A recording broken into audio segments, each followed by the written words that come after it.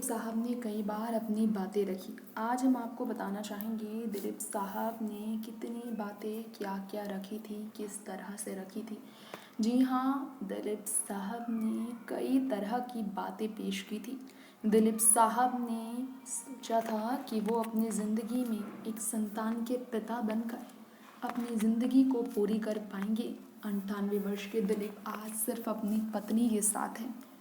बहुत ही ज़्यादा अफसोस की बात है कि दिलीप साहब के साथ कोई संतान नहीं, क्योंकि एक संतान ईश्वर ने दिया भी, लेकिन उसे समय से पहले छीन भी लिया। ये बात हमने आपको पहले भी बताई है। सायरा बानो के साथ एक हादसा हुआ था जिसमें उनके संतान का गुजर जाना उन्हें बहुत बड़ा सदमा दे गया था। ये हादसा है उस वक्त का, साल 1972 का, जब बाथरूम में गिरने से 8 महीने की गर्भवती सायरा बानो ब्लड प्रेशर बढ़ जाने की वजह से बहुत परेशान हुई थी। उन्हें हॉस्पिटलाइज्ड किया गया था। संतान को उन्होंने जन्म दिया, लेकिन दम घुटने की वजह से संतान नहीं जी पाया। खुद अपनी ऑटोबायोग्राफी में दिलीप साहब ने कहा था कि ये बात तो बहुत गलत तरीके से पेश किया गया कि उनकी पत्नी एक बच्चे को जन्म नहीं दे सकती। बहुत गलत मीडिया में खबरें फैलाई गई, लेकिन ये बात वो बताना चाहते हैं कि उनकी पत्नी ने एक बेटे को जन्म दिया था, लेकिन वो बच नहीं पाए क्योंकि 8 महीने में उनका जन्म कराया गया था। कॉम्प्लिकेशन की वजह से बहुत ही गलत तरीके से पेश किया गया उनकी पत्नी और उनकी पत्नी की प्रेगनेंसी को लेकर खबरें। साल 1972 में एक बेटे को जन्म देने वाली सायरा बानो को कितनी तकलीफ से जूझना पड़ा था, ये किसी को नहीं मालूम। आज हम आपको बताना चाहेंगे हमारे इस खास रिपोर्ट में।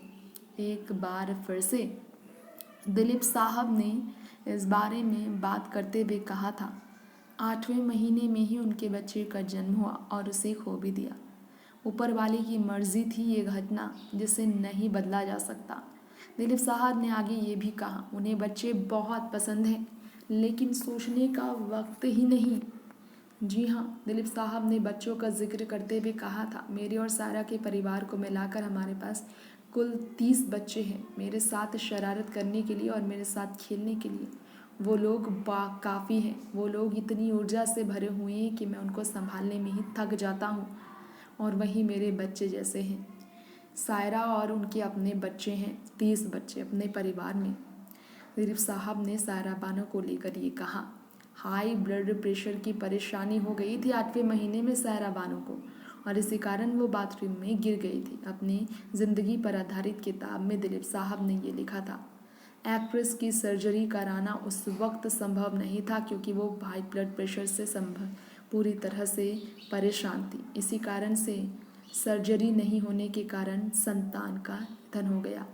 डॉक्टर नहीं बचा सके, और साथ ही साथ तभी डॉक्टर ने सायरा बानो को कह दिया कि वो अब कभी भी माँ नहीं बन सकेंगी, क्योंकि कॉम्प्लिकेशन उनकी पहली प्रेगनेंसी के बाद हुआ है।